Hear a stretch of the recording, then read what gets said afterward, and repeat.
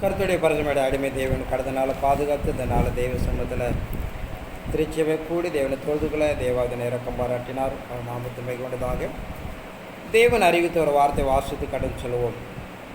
உபாகமம் 11ஆம் அதிகாரம் 26ஆம் வசனத்தை வாசிக்கும்.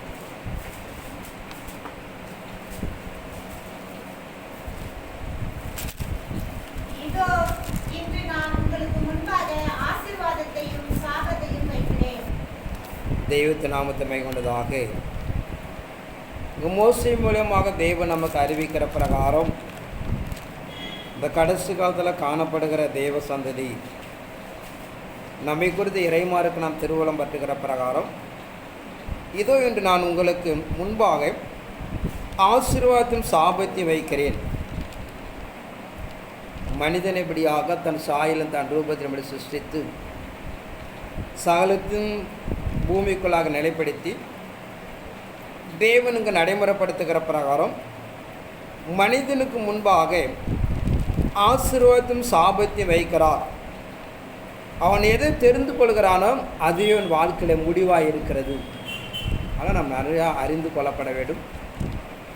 நம்முடைய வாழ்க்கை நம்முடைய கையில் தான் இருக்கிறது. நீங்கள் எதை தெரிந்து கொள்கிறீர்களோ எதை அறிந்து கொள்கிறீர்களோ அதன் அடிப்படையில் தான் நம்ம வாழ்க்கையில் ஒரு நிறைவு உண்டாவதாக பார்க்கிறோம். எரேமியா தீர்க்கதரிசி 21ஆம் அதிகாரம் 8ஆம் வசனத்தோட வாசகம். பின்னையும் அவர் இந்த ஜனங்களை நோக்கி, இதோ நான் உங்கள் முன்னே ஜீவ வழியையும் மரண வழியையும் வைக்கிறேன் என்று கர்த்தர் சொல்கிறார்.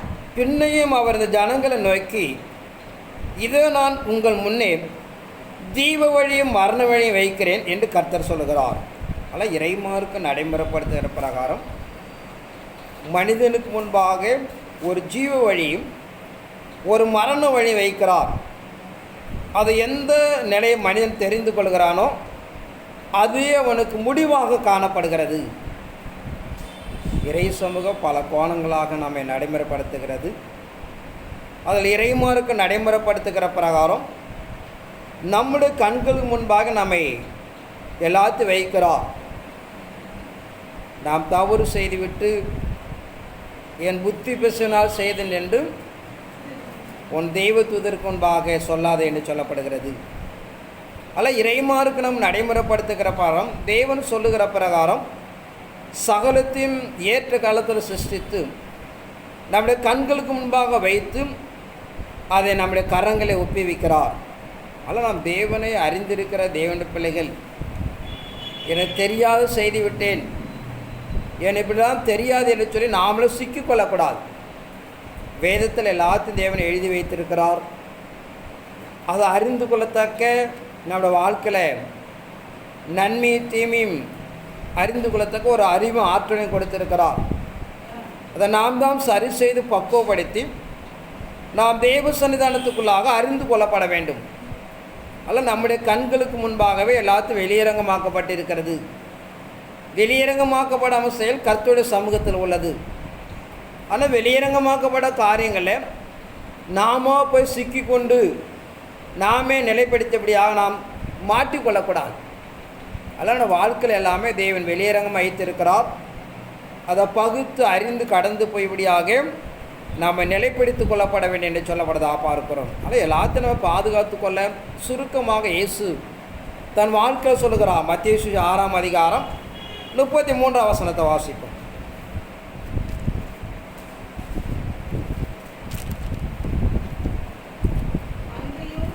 மத்திய 6:33.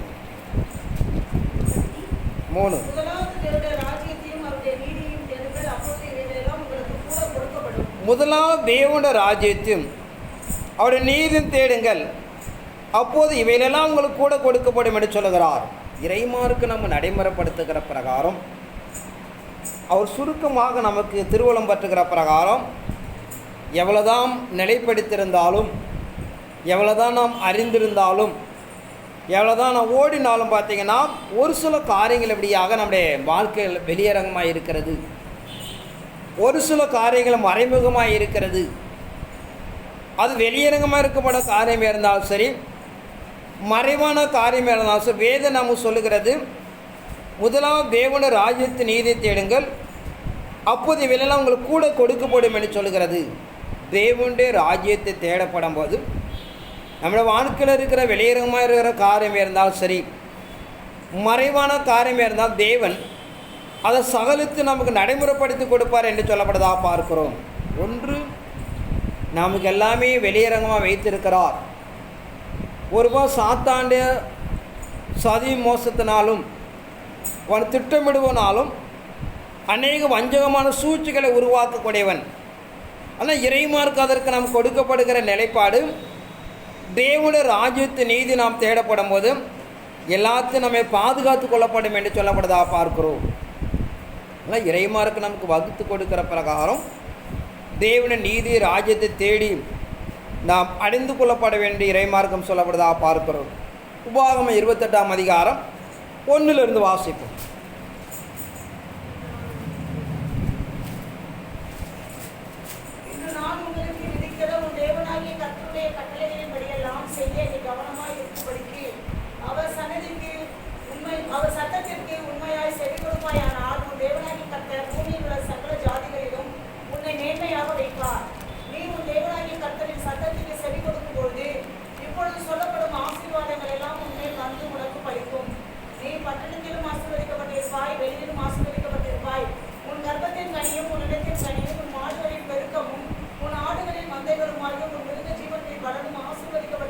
இன்று நான் உனக்கு விதிக்கிற உன் தேவனாய் கர்த்தருடைய கட்டளையின்படி எல்லாம் செய்ய நீ கவனமாக இருக்கும்படி அவர் சத்தத்தை உண்மையாக செவி கொடுப்பாயானால் உன் தேவனாய் கர்த்தர் பூமியில் சகல ஜாதி உன்னை மேன்மைப்படுத்துவார்.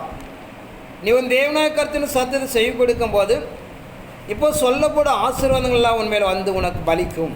ஆனால் இறைமாருக்கு நம்ம நடைமுறைப்படுத்துகிற பிரகாரம் ஆதியாமத்திலிருந்து வெளிப்படுத்தின விசேஷம் வரைக்கும் எழுதப்பட்டிருக்க எந்த ஒரு ஆசீர்வாதமும் நாம் அடைந்து கொள்வதற்கு அவர் சொல்லுகிறார், நான் உனக்கு விதிக்கிற உன் தேவனை கர்த்தருடைய கட்டளையின்படி எல்லாம் செய்ய நீ கவனமாக இருக்கும்படிக்கு அவர் சத்தத்தை உண்மையாக செவி கொடுப்பாயானால் உன் தேவனை கர்த்தர் பூமியில் சகல ஜாதி உன்னை மேன்மைப்படுத்துவார்.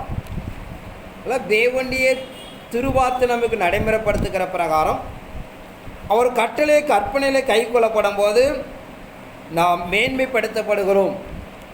கீழே சொல்லப்பட அத்தனை ஆசீர்வாதத்துக்குபடியாக நாம் சுதந்திர வழியாக உருவாக்கப்படுகிறோம். ஆனால் நாம் இறைமாருக்கு நடைமுறைப்படுத்துகிற இம்மையாக இருந்தாலும் சரி, மறுமையாக இருந்தாலும் சரி, தேவனுடைய வசனங்களுக்கு நாம் கீழ்ப்படிந்து நடக்கப்படும் போது இங்கே சொல்லப்படுற எல்லா நிலைகளும்படியாக நாம் நடைமுறைப்படுத்தப்படுகிறோம். ஏதேன் தோட்டத்திலிருந்து இன்று நாள் வரைக்கும் ஏறத்தாழ ஒரு 6000 ஆண்டுகள் மனிதன் பூமியில் வாழ்ந்து கடந்து போகிறார். அவனோட வாழ்க்கை நிலையை நடைமுறைப்படுத்துகிறார். ஆதாமுடைய நாட்களில் இருந்து மோசேயுடைய நாட்கள் துவங்குகிற வரைக்கும் ஒரு மனசாட்சி காலமாக நடைமுறைப்படுத்தப்பட்டது. அந்த நாட்கள் அப்படியாக தான் மன விருப்பத்தைப்படி வாழ்ந்து இந்த பூமிக்குள்ளே ஒரு நாடோடியாக மனிதன் வாழ்ந்தான். அவனுக்கு கட்டளை கிடையாது, கற்பனை கிடையாது, ஒன்றே கிடையாது. ஒன்றை விட தேவனின் நாமத்தை மாத்திரம் தொழுது கொண்டால் அவனுக்கு போதுமானது. ரெண்டாவது நிலையை பார்க்கிறோம், மனிதன் தீவிரத்தை அதிகமாக பாவம் செய்கிறான். ஆதியாகமம் 6ஆம் அதிகாரத்தில் ஒரு பெரிய பேரழிவை உண்டாக்குறார். அதுலேருந்து மீட்டுக்கொள்ளப்படுகிற ஒரு 8 மனிதர்கள், நீதிமானாக காணப்பட்டான், உத்தமமாக காணப்பட்டான் நோவா என்று பார்க்கிறோம். ஆனால் தொடர்ந்து ஒரு புதிய சந்ததிக்குள்ளே உலகத்தை படைக்கப்படும் போது அவன் திராட்சை ரசம் குடித்து மதுப்பான வெறி கொண்டு தான் நிர்வாணம் வெளிப்படுவதற்கு அவன் காரணமாய் தான் இழந்து போகிறான் என்று பார்க்கிறோம். தொடர்ந்து மனிதன் பாவத்தில் அக்கிரமத்தின் தீவிரித்து கடந்து போனதினாலே மோசே மூலியமாக ஒரு நியாயப்பிரமாணத்தை கொடுக்கிறார். ஒரு கட்டுப்பாட்டுக்குள்ளே காணப்பட வேண்டும் என்று அவனை ஒரு நியாயப்பிரமாணத்துக்குள்ளாக அவனை உட்படுத்துகிறார் என்று பார்க்கிறோம். அதன் பிரகாரம் நான் புதிய ஏற்பாடு காலத்தில் பார்க்கிறோம், மனிதர்கள் அப்படியாக தன் வாழ்க்கை மனசாட்சி காலத்திலிருந்து நியாயப்பிரமாண காலத்தெல்லாம் மீறுகிறார். ஒரு புனிதமான ஊழியத்தை லேவி கோத்திரத்துக்கு கொடுத்தார். தான் முதன் மகனாய் ரூபன் தன் தாயை எப்படியா வைத்துக் கொள்கிறான் என்று பார்க்கிறோம். தன்னுடைய ஒரு பிரதான மனிதனுக்கான யூதாவை பார்க்கிறோம். தன் மருமகள்கிட்ட தான் தவறு செய்கிறான் என்று பார்க்கிறோம். இப்படிப்பட 12 கோத்திரத்தார் தேவனுக்கு ஒரு சுயாதீனத்தை இழந்து அக்கிரமத பாவத்தில் காணப்பட்டு லேவி கோத்திரம்லாம் தான் கொடுக்கப்பட்ட ஆசாரிய ஊழியத்தை இழக்கிறார்கள் என்று பார்க்கிறோம். மீண்டும் மனிதன் ஒரு புதிய வாழ்க்கையை அமைத்துக் கொள்வதற்காக ஒரு புதிய ஏற்பாடு காலத்தில் இயேசு என்ற தேவகுமாரனை அவர் அனுப்பி கொடுக்கிறார் என்று பார்க்கிறோம். அதிலும் வீழ்ச்சி அடைகிறது. தொடர்ந்து 4வது நாட்களாக காலங்களாக காணப்படுகிற ஒரு கிருபையின் காலம், மனவாட்டியின் காலம், நமக்கு கொடுக்கப்பட்ட நிலையை நாம் அறிந்து கொள்ளப்பட வேண்டும். நீங்களாம் தெய்வ செயலாக மாறி தெய்வ திட்டத்தை நிறைவேற்றி கொடுக்கப்பட வேண்டுவதற்காக நாம் நிலைப்படுத்திக் கொள்ளப்பட வேண்டும். யார் நிற்பீர்கள், யார் நிற்க மாட்டீர்கள் சொல்லவே முடியல. அப்படிப்பட்ட ஒரு கடினமான காலத்தை நோக்கி ஓடிக்கொண்டிருப்பதனாலே தேவராஜ்யத்தை நீங்கள் தேடிக்கொண்டால் நாம் பிழைப்போம், அவ்வளோதான். வேறு ஒன்றுமே சொல்ல வாய்ப்பில்லை. இறைமார்க்க நம் நடைமுறைப்படுத்துகிற பிரகாரம் நாம் அழைக்கப்பட்ட அழைப்பின் காலத்திலிருந்து தேவனுக்கு பயந்து உண்மையாயிருந்து அவர் சத்தியவசந்த கை கொண்டு நீங்கள் கடந்து போகப்படும் போது நாம் தெய்வ சமூகத்தில் நிலைநிற்க முடியுமே தவிர நம்முடைய பலம், அறிவு, ஞானம், புத்தி எதுவுமே கடைசி காலத்தை என்ன பண்ண முடியாது, நிலைத்திருக்க வாய்ப்பே கிடையாது. அதனால் காலத்தின் நிலைகளை அறிந்து நம்முடைய வாழ்க்கையில் எவ்வளவு அலுவலகம், சூழ்நிலை, நிலைப்பாடுகள் இருந்தாலும் தெய்வத்திடத்தை நாம் வணிந்து கொள்ளப்பட வேண்டும். நீங்கள் தெய்வத்திடத்தை இழந்து விட்டேன்னு பார்த்தீங்கன்னா நாம் தெய்வ சமத்துக்குள்ளாக அதை நாம் நடைமுறைப்படுத்த முடியாது என்பதை நாம் கடைசி காலமாக நாம் தெளிவடைந்து கொள்ளப்பட வேண்டும். அதனால் புதிய ஏற்பாடு காலத்தில் காணப்பட்ட வாழ்க்கை என்பது இறைமார்க்க நாம் எதிர்பார்க்கிறோமாக ஒரு விதைப்பின் காலம் என்று சொல்கிறார். மத்தேயு சுவிசேஷம் 13ஆம் அதிகாரம் 24 வாசிப்போம்.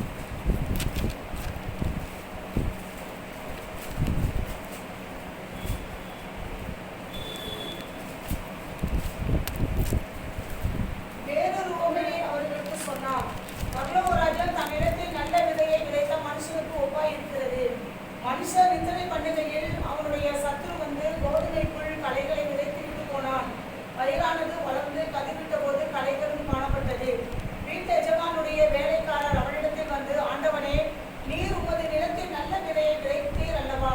பின்னை அதை களைகள் எப்படி உண்டானது என்றார்கள். அதற்கு அவன், சத்துரு அதை செய்தான் என்றான். அப்பொழுது வேலைக்காரர், நாங்கள் போய் அவைகளை பிடுங்கி போட உமக்கு சித்தமா என்று கேட்டார்கள். அதற்கு அவன், வேண்டாம், களைகளை பிடுங்கும் போதே நீங்கள் கோதுமையை கூட வேரோடு பிடுங்காதபடிக்கு இரட்டையும் அறுப்புப்பட்டு வளர விடுங்கள். அறுப்பு காலத்தில் நான் அறுக்கிறவர்களை நோக்கி முதலாவது களைகளை பிடுங்கி அவைகளை சுட்டரித்ததற்காக கட்டுகளாக கட்டுங்கள், கோதுமையோ என் களஞ்சியத்தில் சேர்த்து வையுங்கள் இல்லேன் என்று சொன்னான். இந்த இறைமார்க்கிறவங்க நடைமுறைப்படுத்துகிற பிரகாரம் அருமரட்சகர் இயேசு கிறிஸ்துடைய நாட்களை ஒரு ஓமை சொல்லுகிறார். ஒரு மண்படியாக ஒரு நல்ல விதையை தான் விதைத்தார்.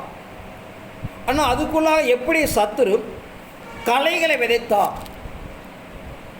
அவன் இரவு காலத்தில் தூங்கப்படும் போது அவன் களைகளை விதைத்தான் என்று பார்க்கிறோம். பொதுவாக தூக்கம் என்பது நம்ம நினைக்கிற ராத்திரில் தூங்குவது அல்ல. தான் அழைக்கப்பட்ட அழைப்பு, தான் தெரிந்து கொள்ளப்பட்ட நோக்கம், தெய்வ சித்தத்தபடியாக ஒரு இழக்கிற வாழ்க்கை தான் தூக்கம். அதனால் நாம் இழக்குவதனாலே, அதை நாம் மீறுவதனாலே சாத்தான் களைகளை விதைக்கிறான் என்று பார்க்கிறோம். ஆனால் இறைமார்க்கு நீங்கள் நான் பல முறை சொல்லியிருக்கிறோம். விவசாயம் செய்கிறவங்களுக்கு நல்லா தெரியும்.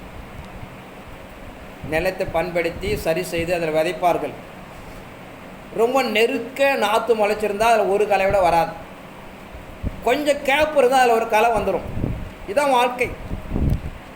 தெய்வ சன்னிதானத்தை நீங்கள் விட்டு விட்டீங்கன்னு சொன்னால் களை ஆட்டோமேட்டிக்காக முளைச்சிடும். யாரும் கேட்க வேண்டிய அவசியமே கிடையாது. களை முளைப்பது போய் நிலத்தெல்லாம் கேட்காது, எஜமானெல்லாம் போய் கேட்காது. இந்த ஃபேக்டை நீங்கள் விவசாயம் பண்ணுறவங்க நல்லா தெரியும். நாற்று விட்டு இருக்கும்போது ரொம்ப நெருக்க முளைச்சிருந்தால் உள்ளே எதுவும் வராது. ஒரு சின்ன கேப் இருந்தால் போதும், ஆட்டோமேட்டிக்காக அதில் ஒரு களை வந்துடும். பயிர் துண்டு வருத வரலே களை உள்ளே வந்துடும்.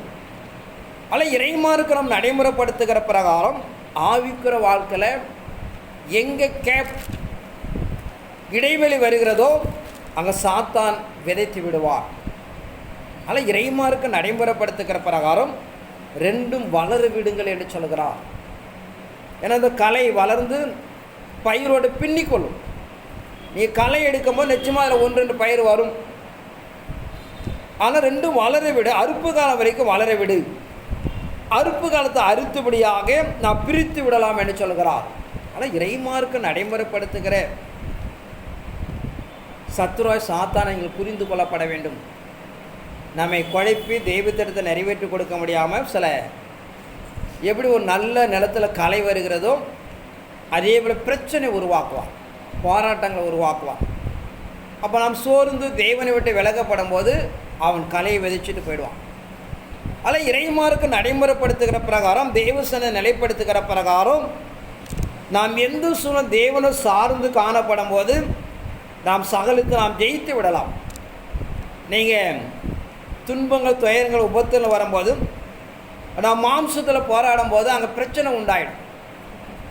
ஆனால் இறைமார்க்கு நடைமுறைப்படுத்துகிற பிரகாரம் ஆவிக்கிற நிலைகளை நாம் கடந்து போகும்போது அதை நாம் ஜெயித்து விடலாம் என்று இறைமார்க்கம் சொல்லப்படுவதாக பார்க்கிறோம். ஆனால் காலத்தின் கட்டாயத்தில் இருப்பதனாலே இறைமார்க்கு நமக்கு நடைமுறைப்படுத்துகிற பிரகாரம் தேவனை சார்ந்து ஒரு ஆவிக்கிற வாழ்க்கை உருவாக்கப்படும் போதுதான் ஒரு ஜெயத்தை நாம் அடைந்து கொள்ள முடியும் என்று இறைமார்க்கம் சொல்கிறது.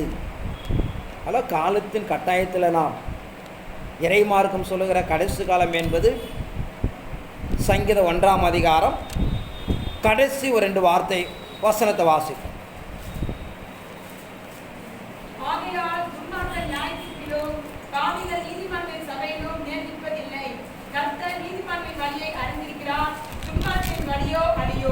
இங்கே இறைமார்க்கு நம்ம நடைமுறைப்படுத்துகிற பிரகாரம், தேவசமன சொல்லுகிற பிரகாரம் ஆகையால் துன்மார்க்க நியாயத்தீர்ப்பிலும் பாவிகள் நீதிமன்ற சபை நிலைநிற்பதல்லை. கர்த்தர் நீதிமன்ற வழி அறிந்திருக்கிறார், துன்மார்க்க வழி அழியும் என்று சொல்லுகிறார். ஆனால் இறைமார்க்கு நம்ம நடைமுறைப்படுத்துகிற எல்லாத்துக்கும் ஒரு காலம் நியமிக்கப்பட்டிருக்கிறது. அந்த காலம் வரைக்கும் நாம் கடந்து போக வேண்டும். ஊழிய பாதனைகளாக உங்கள் நிலை ஒவ்வொருதான் அவங்களுக்கு தெரியும். நம்ம இருக்கிற திருச்சபை, நம்ம சார்ந்து இருக்கிற எவ்வளோ மனுக்கள் நம்மள கூட இருக்கிறார்கள். சார்ந்து மேலும் ஒரு 1000 குடும்பமாவது இருப்பாங்க. நம்ம சபை இல்லாமல் நிறையா எவ்வளோ போராட்டம், எவ்வளோ நெருக்கல் என்பது எனக்கு தான் தெரியும். எங்கெங்கே என்ன நடக்குது அப்படின்னு சொல்லிட்டு எந்த அளவு காலங்கள் நிறைவேற எதிர்பார்த்து கொண்டு இருக்கிறோமோ அதற்கு தகுந்தளவில் போராட்டங்கள் மிகுதியாக இருக்கிறது. அப்போ நாம் அதை அறிந்து கொள்கிறோம். இறைமார்க்கு நம் நடைமுறைப்படுத்துகிற பிரகாரம் தெய்வ திட்டம், தெய்வ தீர்மானம் எதை நோய்க்கு நாம் கடந்து போகிறோமோ அதற்கு தகுந்த போல போராட்டம் ஒரு புதுவிதமாக காணப்படுகிறது. வாழ்க்கை நாமளே நம்ப முடியல, இப்படிலாம் செய்வார்களா, இப்படிலாம் நடப்பார் என்று சொல்லிச்சு. இப்படிப்பட்ட நிலைப்பாடு நாம் அறியப்படும் போது காலம் சமயமாக இருக்கிறது. எப்படி நாம் உலக தோற்றத்தை ஒரு பக்கம் ஆராய்கிறோமோ அதே போல் ஆவிக்கிற தோற்றத்தை நாம் ஆராய்கிறோம். ஒவ்வொரு மனிதனுக்குள்ள அவன் என்னெல்லாம் செய்கிறான், என்ன திட்டம், என்ன நடைமுறைப்படுத்துகிறான், ஒரு விழிப்புள்ள வாழ்க்கை நமக்கு இல்லப்படவிட்டால் நம்ம ஏமாற்றிடுவோம். அதான் இறுதியான ஒரு நிகழ்வு. நம்முடைய நிலைப்பாடுகளை வைத்து நாம் தேவனை தேடக்கூடாது. ஒரு நிலைப்பாட்டை இறைமார்க்கத்தை வந்து நாம் உருவாக்கி கொள்ளப்பட வேண்டும். அப்படி உருவாக்கி கொள்ளப்பட்டால் நாம் நிலை நிற்க முடியும். ஆனால் இறைமார்க்கு நாம் நடைமுறைப்படுத்துகிற பிரகாரம் தேவனுடைய ராஜ்யத்தை நாம் எந்த அளவுக்கு தேடுகிறோங்களோ அந்த அளவுக்கு நாம் காப்பாற்றி கொள்ளலாம். அதனால் வேதம் 2 நாளுக்கு முன்பு தேவசம் கடந்து போக சொன்னார், உன் வாழ்க்கை உன் கையில் தான் இருக்குது அப்படின்னு போய் சொல்லிட்டு வந்தாங்க. அதனால் ஒவ்வொருமுடைய வாழ்க்கை நம்மளுடைய கையில் தான் இருக்குது. ஆனால் இறைமார்க்கு நடைமுறைப்படுத்துகிறப்பறம் காலம் கடினமான கருகலான காலத்தை நோக்கி ஓடிக்கொண்டு இருக்கிறோம். சாத்தானை வீழ்த்து நாம் தெய்வ திட்டத்தை நிறைவேற்றி கொடுக்கப்பட வேண்டும். ஆனால் ஒவ்வொருமுடைய வாழ்க்கையும் நம்முடைய கைகளில் தான் இருக்குது. நீங்கள் நிலைப்படுத்தி கொண்டால் தப்பித்து கொள்ளலாம். நீங்கள் நிலைப்படுத்தி கொள்ளப்படவிட்டால் நிச்சயமாக நாம் இழந்து போவோம். ஆனால் இறைமார்க்கு நமக்கு நடைமுறைப்படுத்துகிற பிரகாரம் இந்த பூமியில் இயேசு ஏற்றுக்கொண்ட ஒவ்வொரு வாழ்க்கையும் நாம் கைகளில் தான் இருக்கிறது. நீங்கள் சரியாக நிலைப்படுத்தி சரி செய்து தேவனுக்கு தன்னை அர்ப்பணித்து ஓடினால் நாம் காப்பாற்றிக் கொள்ளலாம். நிச்சயமாக என்ன பண்ண நம்ம காப்பாற்றிக் கொள்ள முடியாது. ஆனால் இறைமாருக்கு நிறைவேற்றி கொடுக்கிற பிரகாரம் தொடர்ந்து வாசிப்போம். யோவேல் தீர்க்கதரிசி 2ஆம் அதிகாரம் 1 வாசிப்போம். சீயோனிலே எக்காளம் ஊதுங்கள், என் பரிசுத்த பர்வதத்திலே எச்சரிக்கை சத்தமிடுங்கள். தேசத்தின் குடிகள் எல்லாம் தத்தளிக்க கடவார்கள். ஏனெனில் கர்த்தருடைய நாள் வருகிறது, அது சமீபமாய் இருக்கிறது. அது இருளும் அந்தகாரமும் நாள், அது மப்பும் அந்தகாரமான நாள். விடிய காலம் இருக்கும் பர்வதங்கள் மேல் பரவுகிறது போல ஏராளமான பலத்த ஒரு ஜாதி தீவிரமாய் வந்து பரவும். அப்படிப்பட்டது முன் ஒரு காலத்திலும் உண்டாகவும் இல்லை, இனி தலைமுறையாக வரும் வருஷங்கள் உண்டாகவும் இல்லை.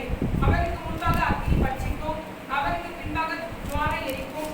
அவருக்கு முன்பாக தேசன் எரித்தோட்டத்தை போடவும், அவருக்கு பின்பாக பாழான வனாந்திரத்தை போடவும் இருக்கும். அவருக்கு ஒன்றும் தப்பி போவதில்லை. சீயோனிலே எக்காளம் ஊதுங்கள், என் பரிசுத்த பர்வதத்தை எச்சரிப்பிட சத்தமிடுங்கள். தேசத்திற்குள்ளெல்லாம் தத்தலை கடவார்கள். என கர்த்தருடைய நாள் வருகிறத சமயமாக இருக்கிறது. அது இருளும் அந்தகாரமான நாள், அது மப்பும் அந்தாரமான நாள். விடியற் கால வேலுப்பு பருவத்தில் பரவுவது போல ஏராளமான ஒரு பலத்த ஜாதி தீவிரம் பரவும். அப்படிப்பட முன்னொரு காலத்து உண்டானதில்லை, தலைமுறையாக வரும் வரிசைகளை உண்டானதில்லை. அவைகளும் முன்னாக அக்கினி பட்சிக்கும், அவைகள் பின்னாக ஜுவாலை எரிக்கும். அவைகள் முன்னாக தேசம் ஏதேன் தோட்டத்தை போல இருக்கும். அதை இறைமார்க்க நடைமுறைப்படுத்துகிற பிரகாரம் கர்த்தருடைய நாள் வருகிறது, அது சமீபமாக இருக்கு என்று சொல்லுகிறார். அந்த நாட்களை ஒப்பிடுகிறார். 3ஆம் வசனம் மீண்டும் வாசிப்போம். அவைகளுக்கு முன்னாக அக்கினி பட்சிக்கும், அவைகளுக்கு பின்னாக ஜுவாலை எரிக்கும். அவைகளுக்கு முன்னாக தேசம் ஏதேன் தோட்டத்தை போலவும், அவைகளுக்கு பின்னாக பாழான வனாந்தரத்தை போலவும் இருக்கும். அந்த நாட்கள் வெளிப்படுவதற்கு முன்பாக தேசம் ஏதேன் தோட்டத்தை போல மாறும். ஏதேன் தோட்டம் பார்த்தீங்கன்னா மனிதனும் தேவனும் ஒருமித்த வாசமான இடம். தேவ சாயல சிருஷ்டிக்கப்பட்ட ஒரு சாயல், ஒரு பாவம் இல்லாமல் ஒரு வாழ்க்கை. இப்படிப்பட்ட நிலைகளை ஏதேன் தோட்டத்தில் காணப்பட்டது போல தேவனுடைய நாட்களுக்கு முன்பாக அக்கிரமத்தில் பாவத்தில் கட்டப்பட்டிருக்கிற வாழ்க்கையில் ஒரு பெரிய மறுமலர்ச்சி உண்டாக்குறார். இந்நாட்கள போராட்டத்தில் எப்படி விடுதலை ஆகும்னு தெரியல, பாவத்தில் எப்படி காத்துக்கொள்ள முடியும்னு தெரியல. ஆனால் தேவன் சொல்கிறார், என் நாட்களுக்கு முன்பாக இந்த பூமி இப்படியாக ஏதேன் தோட்டத்தை போல இருக்கும் என்று சொல்லி. அதாவது தேவன் நமக்கு நியமிக்கப்பட்டிருக்க வாழ்க்கை என்பது ஒரு பூர்ண சற்குணம் என்று பார்க்கிறோம். போது ஆவிக்கு நீங்கள் வாழ்க்கை அனுபவிக்கப்படாமல் தான் தெரியும். ஒரு சில ஆண்டுகள் முன்னாடி பார்த்தீங்கன்னா ஒவ்வொரு நாளுக்குள்ள ஒரு பிரச்சனை வந்துகிட்டே இருக்கும். ஒரு பிரச்சனை ஜெயிச்சுட்டு வருவோம், 2 நாள் கூட இருக்குது, அடுத்த பிரச்சனை வந்துடும். இப்படியே ஒவ்வொரு நாளாக பயந்துகிட்டே இருப்போம், நாளைக்கு என்னடா வரப்போன்னு சொல்லிட்டு. ஆனால் இறைமாருக்கு நம்ம நடைமுறைப்படுத்துகிற பிரகாரம் எல்லாத்தையும் ஜெயித்துபடியாக ஒரு நிலைகளை வந்து நின்று கொண்டு இருக்கிறோம். அதனால் தேவ சன்னிதானம் என்பது இறைமாருக்கு நம்ம நடைமுறைப்படுத்துகிற பிரகாரம் சத்ருவை சாத்தானை நாம் ஜெயித்தாகப்பட வேண்டும். அடுத்த தந்திரங்களை நாம் மேற்கொள்ளப்பட வேண்டும். அதற்கு இறைமாருக்கு நடைமுறைப்படுத்துகிற பிரகாரம் தேவனுடைய ராஜ்யத்தை நீங்கள் காத்து கொள்ளப்பட வேண்டும். நம்முடைய சூழ்நிலையில் ஜெபிக்க நேரம் இல்லை அப்படிலாம் நீ காரணம் காட்டினீங்கன்னா நாம் நிச்சயமாக தெய்வ திட்டத்தை நாம் இழந்து விடுவோம். அதனால் இறைமார்க்கு என்பது அவன் தீவிரத்தமாக செயல்படுகிறான். தான் சரீரமாக சபை தான் அவனுக்கு முதல் எதிரி, பாய்க்கலாம் அப்புறம்தான். நான் மருவம் அடைந்து சாத்தானை மத்தியமானத்திலிருந்து வீழ்த்தி, நீ சமீபத்தில் ஒரு இங்கிலீஷு நியூஸில் பார்த்தோம், 2024 தீர்க்கதரிசன ஒரு 2-3 பேர் உரைச்சிருக்கிறாங்க, இயேசு வருவார் அப்படின்னு சொல்லிட்டு 2024. இப்படிப்பட்ட நிலைப்பாடுகள்லாம் நீங்கள் பார்த்தீங்கன்னா இறைமாருக்கு நம்ம நடைமுறைப்படுத்துகிற பிரகாரம் ஒவ்வொரு காலத்தின் அடிப்படையில் நம்ம இன்னும் நிறைய அறிவித்திருக்கிறோம். தேவனுடைய நாட்கள் என்பது 2018 2028 வரைக்கும் நியமிச்சிருக்கிறது. அதன் காலத்தின் அடிப்படையில் ஒவ்வொரு காலகட்ட தேவன் அறிவித்தார். இறுதியான நிலை பார்த்து 2028 எல்லாம் வேதத்துடைய ஆதாரங்கள் நிறைய பிரசங்கித்திருக்கிறோம். தொடர்ந்து நான் ஊழியர்மானில் நிறைய தியானம் செய்ய போகிறேன் அந்த விஷயத்தை குறித்து. அதில் இறைமாருக்கு நாம் நடைமுறைப்படுத்துகிற பிரகாரம் ஒவ்வொரு காலகட்டத்துக்குள்ளாக நாம் நியமிக்கப்பட்டிருக்க நிலைகளை அறிந்து நாம் ஓட வேண்டும். அதை அறிந்து நாம் நிலைப்படுத்தி கொள்ளப்பட வேண்டும். அப்போ தான் தெய்வ திட்டம் பார்த்திங்கன்னா அது சரியாக நிறைவேற்றி கொடுப்பதற்கு சாத்தியமாக இருக்கும். ஏன்னா இறை தீர்மானம் என்பது ஏதோ வானத்தில் மாத்திரம் நடப்பது அல்ல, நம்மை சார்ந்து இருப்பதை நாம் அறிந்து கொள்ளப்பட வேண்டும். அதன் அடிப்படைக்குள்ளாக இறைவனை சார்ந்த ஒரு விஷயம் என்று சொன்னால் அவர் சொன்னது சொன்னபடி நடத்திட்டு போயிடுவார். நம்மை சார்ந்து இருப்பதனாலே அதற்கு நாம் சரியாக நிலைப்படுத்தி கொண்டாதான் தெய்வ திட்டத்தபடியாக நாம் நிறைவேற்றி கொடுக்க முடியும். அப்போஸ்தலர் 3ஆம் அதிகாரம் 21ஆம் வசனத்தை வாசிப்போம்.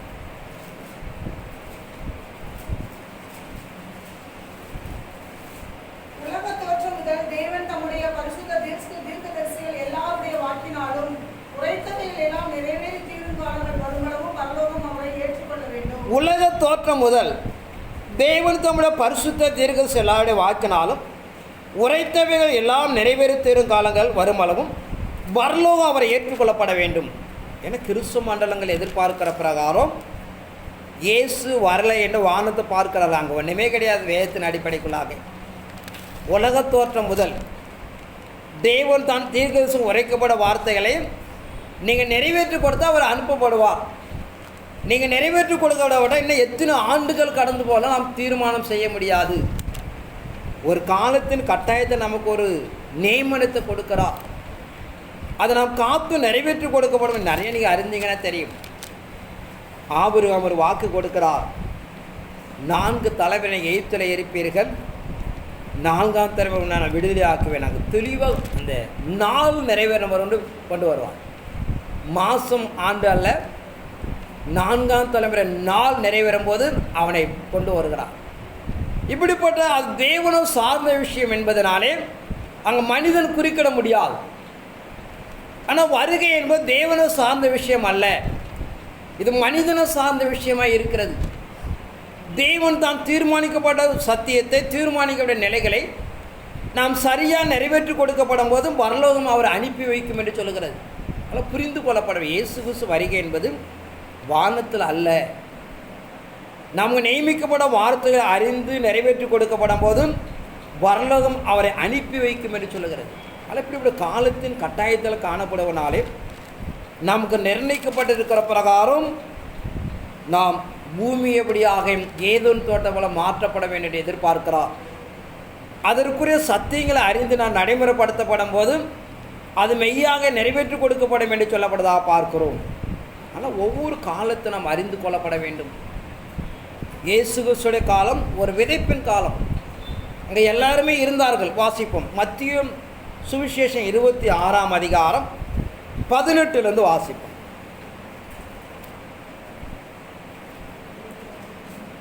மத்திய 26:18. அதற்கு அவர், நீங்கள் நகரத்திலே இன்னாரிடத்திற்கு போய், என் வேலை சமீபமாய் இருக்கிறது, உன் வீட்டில் என் சீஷரோடு கூட பஸ்காவை ஆசரிப்பேன் என்று போதகர் சொல்லுகிறார் என்று அவனுக்கு சொல்லுங்கள் என்றார். இயேசு கற்பித்தபடி சீஷர்கள் போய் பஸ்காவை ஆயத்தம் பண்ணினார்கள். சாயங்காலமான போது 12 கூட அவர் பந்தியிருந்தார். அவர்கள் போஜனம் பண்ணுகையில் அவர், உங்களில் ஒருவன் என்னை காட்டிக் கொடுப்பான் என்று மெய்யாகவே உங்களுக்கு சொல்லுகிறேன் என்றார். அப்பொழுது அவர்கள் மிகவும் துக்கமடைந்து அவரை நோக்கி, ஆண்டவரே, நானோ என்று ஒவ்வொருவராய் கேட்க தொடங்கினார்கள். அவர் பிரதியுத்தரமாக, என்னோடு கூட தாளத்தில் கையிடுகிறவனே என்னை காட்டிக் கொடுப்பான். மனுஷகுமாரன் தம்மை குறித்து எழுதியிருக்கிறபடியே போகிறார். அருமரட்சகர் இயேசு கிறிஸ்து தாம் தெய்வ திட்டத்தை நிறைவேற்றி கூட கடைசி நிமிஷத்தில் உட்கார்ந்திருக்கிறார். ஒரு பாவி யூதாசு பாவியாக மாறிவிட்டார். ஆனால் அவனை பிரிக்க முடியல. கலையும் பயிரும் ஒன்றாக இணைக்கப்பட்டது போல கடைசி நிமிஷம் வரைக்கும் பிரிக்க முடியல. இது விதைப்பின் காலம். ஆனால் அறுவடை காலம் அப்படி அல்ல. பாவம் செஞ்சுட்டுலாம் இருக்க முடியாது. யோவேல் தீர்க்கதரிசியில் பார்க்கிற பிரகாரம் பாவிகள் நீதிமான் சபை நிலைநிற்பது அல்ல. ஆனால் விதைப்பின் காலம் என்பது ரெண்டுமே கடைசி வரைக்கும் இருக்கு. கடைசியாக ஒரு வாய்ப்பு கொடுக்கிறார், என்னை காட்டி கொடுக்குற உங்களில் ஒருவனாக இருக்கிறான் என்று சொல்லி. ஆனால் நாம் அறுவடை ஒளிமை அப்படி அல்ல. விதைப்பின் ஒளி என்பது ரெண்டும் ஒரே நிலைகளுக்குள்ளாக இருக்கிறது. ஒரே நிலத்தில் விதையும் போடப்படுகிறது, கோரையும் அது உள்ளே இருக்குது. ரெண்டும் சேர்ந்து தான் முளைத்து வருகிறது. ஆனால் அறுவடை ஒளி அப்படி அல்ல. நாம் தெய்வ செயலாக மாற்றப்பட வேண்டும். தேவனுக்கு ஒப்பாக நாம் காணப்பட வேண்டும். அதற்கேற்ற முயற்சி நம் கையில் எடுத்துக்கொள்ளப்பட வேண்டும். தேவன் அதை வாய்க்க செய்தாலும், தேவன் அந்த காரியத்தை அனுகூலப்படுத்தினாலும் மனிதனுடைய பிரயாசம் அதில் இருக்கணும் நம்ம அறிந்து கொள்ளப்பட வேண்டும். ஆனால் நம்முடைய வாழ்க்கை என்பது நாம் கைகளில் தான் இருக்கிறது. மிக சரியாக அறிந்து அவர் சொல்லுகிறார், இதோ ஜீவ வழி மரண வழி வைக்கிறேன். நான் பலமுறை சொன்ன விஷயங்கள். பூமியில் இருக்கிற எல்லா காரியங்களும் 2 நிலைகள் உருவாக்கும். ஒரு மின்சாரம் இருக்கிறது, ஒரு இருட்டு பகுதியில் ஒரு வெளிச்சத்தை உருவாக்கலாம். அதே மின்சாரத்தை பயன்படுத்தி நாம் செத்து போயிடலாம். ஒரு ட்ரெயினில் பிரயாணம் பண்ணால் நம்ம சென்றடையக்கூடிய இலக்கை நாம் அடையலாம். ட்ரெயினுக்கு முன்னாடி விழுந்தினா செத்தும் போயிடலாம். ஒரு இலக்கை அடைவதற்கும் ஒரு வாழ்க்கை இழப்பதற்கும் எல்லா பொருளுமே இருக்கிறது. ஒரு மண்ணெண்ணெய் எடுத்து ஒரு விளக்குகளை போட்டு நாம் இருளை போய்க்கிக் கொள்ளலாம், ஒரு வெளிச்சத்தை உருவாக்கி கொள்ளலாம். அதுவே தன் மேலே ஊற்றி நாம் செத்தும் போயிடலாம். ஆனால் இறைமார்க்கு நடைமுறைப்படுத்துகிற பிரகாரம் அதான் சொல்லுகிறார், உங்களுக்கு முன்பாக ஜீவ வழி வைத்திருக்கிறேன், மரண வழி வைத்திருக்கிறேன். நீ எதை தெரிந்து கொள்ளுகிறாயோ அதுவே வாழ்க்கையுடைய முடிவு. ஆனால் இறைமார்க்கத்துக்குள்ளாக எனக்கு தெரியாது, என்னை யாரும் சொல்லலை என்று நாம் சாக்கு பங்கு சொல்வதற்கு வாய்ப்பே கிடையாது. சபையில் ஒவ்வொரு காலகட்டத்துக்குள்ள அங்கே பிரசங்கிக்கிறோம், வேதத்தின மகத்துவங்களை எடுத்து உங்களுக்கு காண்பிக்கிறோம். தேவனும் நமக்கு அநேக காரியங்களை நமக்கு வெளிப்படுத்துகிறார். ஆனால் இறைமார்க்கு நடைமுறைப்படுத்துகிற பிரகாரம் நாம் வாழ்க்கையுடைய நாம் நிலைப்படுத்திக் கொள்ளப்பட வேண்டும். அப்படி நிலைப்படுத்திக் கொள்ள நாமே நம்ம வாழ்க்கையை உத்தரவாதமாக நாம் உருவாக்கப்படுவோம் என்று நாம் அறிந்து கொள்ளப்பட வேண்டும். ஆனால் இறைமார்க்கு நடைமுறைப்படுத்துகிற பிரகாரம் தெய்வசனம் கொடுக்கிறப்ப நாம் நிலைகளை அறிந்து நாம் தெய்வத்திற்கு நாம் காத்து கொள்ளப்பட வேண்டும் என்று சொல்லப்படுவதாக பார்க்கிறோம். ஆனால் காலத்து சமயத்தை அறிந்து நாம் தெய்வ சமூகத்தை நாம் சுதாரித்தபடியாக ஓடி நாம் தெய்வ சமூகத்தை நாம் காத்து கொள்ளப்பட வேண்டும் என்று சொல்லப்படுவதாக பார்க்கிறோம். மல்கியா தீர்க்கதரிசி 4ஆம் அதிகாரம் 5-6 வாசிப்போம். இதோ கர்த்தருடைய பெரிதும் பயங்கரமுமான நாள் வருகிறதற்கு முன்னே நான் உங்களிடத்திற்கு எலியா தீர்க்கதரிசியை அனுப்புகிறேன். நான் வந்து பூமியை சங்காரத்தால் அடிக்காதபடிக்கு அவன் பிதாக்களுடைய இருதயத்தை பிள்ளைகளிடத்திற்கும் பிள்ளைகளுடைய இருதயத்தை அவருடைய பிதாக்களுக்கும் திருப்புவான். இங்கே மல்கியா தீர்க்கதரிசி கொண்டு அறிவிக்கிற பிரகாரம் இதோ கர்த்தருடைய பெரிதும் பயங்கரமான நாள் வருவதற்கு முன்னே நான் உங்களுக்கு எலியா தீர்க்கதரிசி அனுப்புகிறேன். நான் வந்து பூமியை சங்காரத்தால் அடிக்காதபடிக்கு அவன் பிதாவுடைய இதயத்தை பிள்ளையிடத்திற்கும் பிள்ளையுடைய இதயத்தை பிதாவிடத்தில் திருப்புவான் என்று பார்க்கிறோம். ஆனால் இறைமார்க்கு நமக்கு நடைமுறைப்படுத்தியிருக்கிற பிரகாரம் தேவன் ஒரு காலத்தை மையப்படுத்தியிருக்கிறார். அந்த காலத்தை நம்ம எல்லாரும் பூர்ணப்படுத்தி தெய்வத்திடத்தை நிறைவேற்றி நாம் கொடுப்பார் என்று பார்க்கிறோம். ஆனால் நாம் ஒரு பூர்ணத்தை அடைந்து கொள்வதற்கு உபத்திரங்கள் நம்முடைய வாழ்க்கையில் அனுமதிக்கப்படுகிற மெலிகளை நிறைய சொல்கிறார். ஒரு வண்ணம் தன் துணியை சவுக்கறதை போட்டு நைய புடைத்தாதான் அது வெண்மையாக்கப்படும். ஒரு பொண்ணை அக்கினினால் புடைமிட்டால்தான் அது சுத்த பொன்னாக விளங்க செய்யும். அதில் உபத்திரம் என்பதை நீங்கள் அறிந்து கொள்ளப்பட வேண்டும். ஒரு பக்கம் சாத்தானால் உருவாக்கப்பட்டாலும் ஏன் தேவன் வாழ்க்கையில் அனுமதிக்கிறான்னு பார்த்தீங்கன்னா, நான் ஒரு சுத்த பொன்னாக விளங்க செய்யப்பட வேண்டும். நீங்கள் அதற்கு கடந்து போயிங்கன்னா நம்ம உபத்திரம் வராது. நீங்கள் கடந்து போகாதனால அது நம் வாழ்க்கையில் அனுமதிக்கப்படுகிறது. ஆனால் சாத்தானால் உருவாக்கப்பட்டாலும் இப்படி நிலை வர காரணம் பார்த்தீங்கன்னா, நாம் கொடுக்கப்பட்ட நிலை நீங்கள் காத்துக்கொள்ளலை. அப்படி காத்துக்கொள்ளாதனாலே அதற்கு உருவாக்கப்படுவது நீங்கள் தள்ளப்படுகிறீர்கள். ஆனால் இறைமார்க்கு நம் நடைமுறைப்படுத்துகிற பிரகாரம் நன்மையை தீமையாக சாத்தான் மாற்றுகிறார், தீமை தேவன் நன்மையாக மாற்றுகிறார். இப்படியெல்லாம் ஒன்றை ஒன்று சார்ந்து நாம் கடந்து போவதனாலே இறை சமூகத்துக்குள்ளாக நாம் விழித்து கொள்ளப்பட வேண்டும். 4ஆம் அதிகாரம் 1 வாசிப்போம். மாலிகா, இதோ சூளை போல எரிகிற நாள் வரும். அப்பொழுது அகங்காரிகள் யாவரும் அக்கிரம் செய்கிற யாவரும் துரும்பாய் இருப்பார்கள். வரப்போகிற அந்த நாள் அவர்களை சுட்டு எரிக்கும். அது அவர்களுக்கு வேரையும் குப்பையும்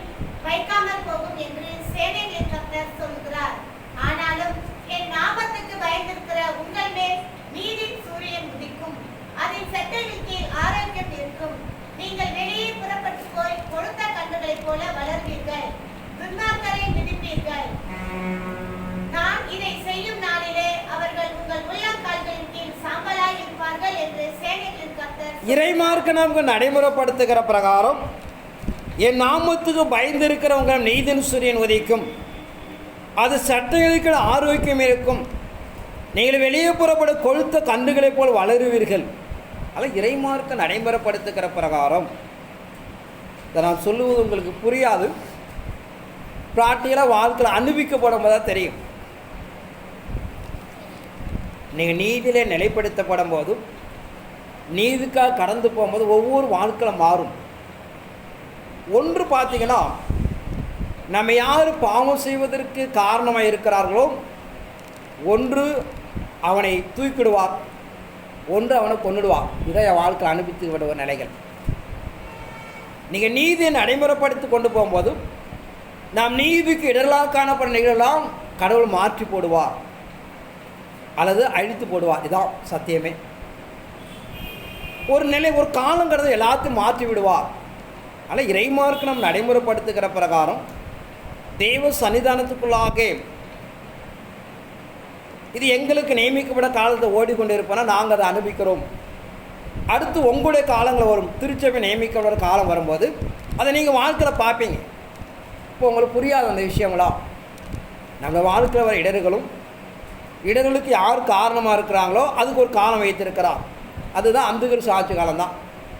அப்போ தான் அந்த நிலை உங்களுக்கு தெரியும். ஆனால் இறைமார்க்கு நாம் நடைமுறைப்படுத்துகிற பிரகாரம் ஏன்னா இடர்களை கலைகளை பிடுங்கினா தான் நாம் ஒரு சுத்த பொண்ணாக விளங்க செய்ய முடியும். அப்படி ஒரு காலத்தில் தான் அந்த ஆண்டிகிறிஸ்து ஆட்சி காலத்தை உங்களை அந்த நிலை விளங்க உங்களுக்கு புரியாது. ஆனால் இறைமார்க்கு நாம் நடைமுறைப்படுத்துகிற பிரகாரம் அந்த ஏசாயா பக்தர் சொல்லுவார், உன்னை எதிர்த்தவர் பகைத்தவர்களுடையாக உன் பாதங்களுக்கு கீழ்ப்படுத்துவேன்னு சொல்லியிருக்கிறார். அதில் தெய்வ சமூகத்துக்குள்ள ஒவ்வொன்றுக்கும் ஒரு காலம் இருப்பதனாலே காலங்கள் வெளிப்படும் போது தான் நாம் அறிந்து கொள்ள முடியும். ஆனால் இறைமார்க்கு நடைமுறைப்படுத்துகிற பிரகாரம் தெய்வம் நமக்கு நிலைப்படுத்தினேன். அதிலே 3ஆம் வசனத்தோட வாசிங்க. துன்மார்க்கரை மிதிப்பீர்கள், நான் இதை செய்யும் நாளிலே அவர்கள் உங்கள் உள்ளம் பருவத்தில் சாம்பலாய் இருப்பார்கள் என்று சேனையின் கர்த்தர் சொல்கிறார். துன்மார்க்கரை மிதிப்பீர்கள், நான் இதை செய்யினாலே அவர்கள் உங்கள் உள்ளங்கால்களில் கீழ் சாம்பலாயிருப்பேன் சேனையில் கர்த்தர் சொல்லுகிறார். ஆனால் இறைமார்க்கு நமக்கு நடைமுறைப்படுத்துகிற பிரகாரம் நமக்கு நியமிக்கப்பட ஒரு காலத்தை நம்ம எதிர்கொண்டு போவதனாலே அந்த காலத்தில் அப்படியா நான் உணர்வோம். இன்றைய காலத்தில் பார்த்தீங்கன்னா நமக்கு இவ்வளோதோ கடவுளை தொழுகிறோம், உண்மையாக இருக்கிறோம், நாம் நிறைய பாடு அனுபவிக்கிறோம்லாம் யோசிக்கிறோம். எல்லாத்தும் ஒரு காலத்தை நியமித்து இருப்பதனாலே அந்த காலத்தில் தேவன் இப்படியாக அதை நடைமுறைப்படுத்துகிறேன் என்பதை நம்ம அறிந்து கொள்ளப்பட வேண்டும். ஆனால் ஒரு 4 சம்பவத்தை நான் நிலைப்படுத்தி வேதத்தை நீங்கள் எடுத்துக்கொண்டீங்கன்னா நிறைய நிகழ்வுகள் இருக்கிறது. அநேக நீதிமான்கள் நிறைய வீழ்ச்சி அடைந்திருக்கிறார்கள். ஆதியாகமத்தில் எடுத்துக்கொண்டீங்கன்னா நிறைய வீழ்ச்சி அடைந்திருக்கிறார்கள். ஒரே 4 சம்பவத்தை மாத்திரம் நாம் தியானம் செய்து நாம் கடந்து போகிறோம். வாசிப்போம். ஆதியாகமம் 19ஆம் அதிகாரம் 1 வாசிப்போம். அந்த 2 தூதரும் சாயங்காலத்திலே சோதோமுக்கு வந்தார்கள். லோத்து சோதோமின் வாசலிலே உட்கார்ந்திருந்தான். அவர்களைக் கண்டு லோத்து எழுந்து தலைமட்டும் குனிந்து, ஆண்டவன்மார்களே, அடியனுடைய வீடு முகமாய் நீங்கள் திரும்பி உங்கள் கால்களை கழுவி ராத்தங்கி காலையில் எழுந்து பிரயாணப்பட்டு போகலாம் என்றான். அதற்கு அவர்கள், அப்படியல்ல, வீதியிலே ராத்தங்குவோம் என்றார்கள். அவன் அவர்களை மிகவும் வருத்தி கேட்டுக்கொண்டான். அப்பொழுது அவனிடத்துக்கு திரும்பி அவன் வீட்டிலே பிரவேசித்தார்கள். அவன் புளிப்பில்லா அப்பங்களை சுட்டு அவர்களுக்கு விருந்து பண்ணினான். அவர்கள் புசித்தார்கள். அவர்கள் படுக்கும் முன்னே சோதப்பட்டிருந்த மனிதராகிய வாலிபர்களுடைய கிழவர் உள்ள ஜனங்கள் அனைவரும் நானா திசையிலிருந்து வந்து வீட்டை சூழ்ந்து கொண்டு லோத்தை கூப்பிட்டு, இந்த ராத்திரியில் உன்னிடத்தில் வந்த மனுஷன் எங்கே? நான் அவர்களை அறிவுபடுத்தி அவர்களை என்னிடத்தில் வெளியே கொண்டு வா என்றார்கள். அப்பொழுது லோத்து வாசலுக்கு வெளியே வந்து தனக்கு பின்னாலே கதவை பூட்டி அவர்களிடத்தில் போய், சகோதரரை, இந்த அக்கிரமம் செய்ய வேண்டாம். இதோ புருஷரை அறியாத 2 குமார்த்திகள் எனக்கு உண்டு. அவர்களை உங்களிடத்தில் வெளியே கொண்டு வருகிறேன். அவர்களுக்கு உங்களை இஷ்டப்படி செய்யுங்கள். இந்த புருஷர் 17 வாசிப்போம். அவர்களை வெளியே கொண்டு போய் விட்ட பின்பு அவர், உன் ஜீவன் தப்ப ஓடிப்போ, பின்னுக்கு பாராதே, இந்த சமபூமியில் எங்கும் நில்லாதே, நீ அறியாதபடிக்கு மலைக்கு ஓடிப்போ என்றார். அதற்கு லோத்து, அப்படியல்ல ஆண்டவரே, உமது கண்களில் உமது அடியனுக்கு கிருபை கிடைத்தது. என் பிராணனை காக்க தேவரீர் எனக்கு செய்த கிருபையை பெரிதாய் விளக்கப்பட்டினீர். மலைக்கு ஓடிப்போக என்னால் முடியாது. தீங்கு என்னை தொடரும், நான் மறுத்து போவேன். இறை சன்னிதானத்தில் பார்க்கிறோம், ஆபிரகாமோடு கூட வந்தது என்பதனாலே லோத்துக்கு இரக்கம் பாராட்டுகிறார். அந்த தேசம் அக்கிரம பாவத்தால் மிகுதியானச்சு. அந்த தேசத்துடைய அக்கிரம தெய்வ சந்தை எட்டுகிறது. அந்த தேசத்தை அழிக்க வருகிறார். அவனை வெளியே கொண்டு போய், உன் ஜீவன் தப்பு ஓடிப்போ, பின்னிட்டு பாரு, இந்த சமீபம் எங்கு நில்லாதே, நீ அழியாத விட மலைக்கு ஓடிப்போ என்று சொல்கிறார். அவனுக்கே நான் அவ்வளோ தூரம் எங்களால் ஓட முடியாது, பக்கத்தில் இருக்கிற பட்டணத்துக்கு நான் கடந்து போவதற்கு உதவி செய்யும் என்று சொல்கிறார். அதற்கும் இரக்கம் பாராட்டுகிறார். 25 வாசிப்போம்.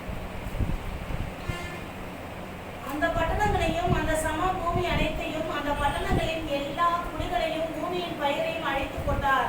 அவன் மனைவியோ பின்னிட்டு பார்த்து உப்பு தூணானாள். விடியற் காலத்தில் ஆபிரகாம் எழுந்து தான் கர்த்தருக்கு முன்பாக நின்ற இடத்திற்கு போய் சோதோம் கொமோரா பட்டணங்களின் திசையையும் சமபூமியாகிய தேசம் முழுவதையும் நோக்கி பார்த்தான். இங்கே இறை சன்னிதானத்தில் பார்க்கிறோம், இந்த பட்டணத்தை பின்னிட்டு பாராது என்று சொல்லுகிறார். தன் மனைவியாகிய லோத்துவிடம் திரும்பி பார்த்து அவள் உப்பு தூண ஆனாள் என்று பார்க்கிறோம். இறை மார்க்கத்துக்குள்ளாக தேவன் நமக்கு என்ன நியமித்து கொடுக்கிறார் அதை மாற்று நாம் பற்றிக்கொள்ளப்பட வேண்டும். அதற்கு மாற நடைமுறைப்படுத்தக்கூடாது. இன்னைக்கு பார்த்தீங்கன்னா நம்ம இயேசு ஏற்றுக்கொள்ளாதப்போ நிறைய குடி பழக்கத்தில் இருந்திருப்போம். அது மனம் திரும்பி ஒரு 5 ஆண்டு கூட போயிருக்கலாம். ஆனால் என்ன வேதம் நம்ம கற்றுக் கொடுக்குன்னு பார்த்தீங்கன்னா, குடிகாரனா பழக்கம் இருக்கக்கூடாது, அதான் நல்லது. ஏதோ பார்த்து பேசுகிறதுனால தவறல்ல. ரொம்ப அந்நியுனியமாக நீ வைத்து கொண்டீங்கன்னா நம்ம நிலைகள் மாறிடும். ஏன்னா சாத்தான் வஞ்சகமாக வலை வீசக்கூடியவன். நம்ம என்ன நினைப்போம் பார்த்தா, நம்ம தான் மனம் திரும்பிட்டா 5 வருஷம் 10 வருஷம் ஆகிடும், நம்மளை யாரும் என்ன பண்ண முடியாது, மாற்ற முடியாது நினைப்பா தவறு. ஏன்னா சாத்தான் வஞ்சகமானவன். ஏதாவது குடும்பத்தில் ஒரு குழப்பத்தை உருவாக்குவான். அடுத்தபடி எந்த நண்பரும் அங்கே தான் நீங்கள் போவீங்க, அவன் உங்களை திசை திருப்பி விடுவான். ஆனால் இறைமார்க்கு ஏன்னா நம்ம அநேக பரிசுத்தமான வாழ்க்கை நமக்கு அடிசுவடாக இருக்கிறது. சாலோமோன் ஒரு பெரிய மனிதன், ஞானவான். கர்த்தர் சொன்னார், புறஜாதி என்ன பண்ணாதே, திருமணம் செய்து கொள்ளாதே. செய்து கொள்கிறார். அவன் எதை நம்பி செய்கிறான்? ஒன்று தேவன் நம்மோடு இருக்கிறார், பூமியில் ஒரு பெரிய ஞானவானாக இருக்கிறான். ஆனால் நம்முடைய ஞானத்தை மீறி ஒன்று நடக்காது என்று சொல்லிச்சு. என்ன நடக்கிறது? அவன் வயது கடந்து போகிறது. தன்னுடைய மறுமனையாட்டிய மனைவிகளை என்ன சொல்கிறான்னு பார்த்தீங்கன்னா, நாங்கள் எங்கள் தாப்புடைய வீட்டில் தொழுது கொண்டது போல் ஒரு சிலையை உருவாக்கி, ஒரு தோப்பை உருவாக்கி என்று சொல்லி தன் மனைவி பணிந்து கொண்டது மாத்திரம் தானும் அதற்கு போகிறான். நாம் இருக்கிற நிலை வைத்து நாம் யோசிக்கக்கூடாது. அதாங்க நடந்து தவறு. தேவன் சகலத்தும் அறிந்திருக்கிறவர். அவர் என்ன ஆலோசனை அதுதான் நம்ம கடந்து போகப்பட வேண்டும். ஆனால் இறைமார்க்கு நடைமுறைப்படுத்துகிற பிரகாரம் இதோட மனம் திரும்பிட்டால் இயேசு ஓடிக்கொண்டிருக்க நாம் செய்ய மாட்டேன்லாம் நம்ம எண்ணக்கூடாது. வேதம் நமக்கு என்ன கற்றுக் கொடுக்கிறதோ அதுதான் சரியான பாதை. ஏன்னா சத்துருவா சாத்தானுக்கு தெரியும் நம்மளை எப்படி ஏமாற்ற முடியும் என்பது நமக்கு தெரியாது. ஆனால் இறைமார்க்கு நம்ம நடைமுறைப்படுத்தின பிரகாரம் நம்ம மனம் திரும்பின பிறகு நம்முடைய ஐக்கிய தெய்வத்திட தீர்மானமெல்லாம் சபை இறைவனை சார்ந்தவே இருக்கப்பட வேண்டும். அப்படி இல்லைன்னா நம்ம ஏமாத்திடுவோம் சாத்தான். ஆனால் இறைமார்க்கு நடைமுறைப்படுத்த பிரகாரம் ஏன்னா வாழ்க்கை நிறைய மனிதனுடைய வாழ்க்கை நம்ம பார்க்கிறோம். இல்லைன்னா தெய்வத்திருத்தபடியாக நாம் நிறைவேற்றி கொடுக்க முடியாது. எவ்வளவு லோத்துக்கு இரக்கம் பாராட்டுகிறார், பக்கத்தில் பட்டணத்துக்கு அதுக்கும் இரக்கம் பாராட்டுகிறார். ஆனால் ஒரே ஒரு சம்பவம் சொல்லுகிறார், நீ பின்னிட்டு பாராதேன்னு சொல்லி. தன் மனைவி பின்னிட்டு பார்த்தனால உப்புத்துணா மாறினாள் என்று பார்க்கிறோம். ஆனால் வாழ்க்கை என்பது ஒவ்வொரு மனிதனும் நாம் கைகளை இருக்கிறது. நீங்கள் தேவனை சார்ந்து கடந்து போனீங்கன்னா நிச்சயமாக நம்ம காப்பாற்றிக் கொள்ளலாம். இல்லைன்னா நிச்சயமாக நம்ம காப்பாற்றிக் கொள்ள முடியாது என்பதை நாம் அறிந்து கொள்ளப்பட வேண்டும். லூக்கா சுவிசேஷம் 14 அதிகாரம் 16 வாசிக்கும்.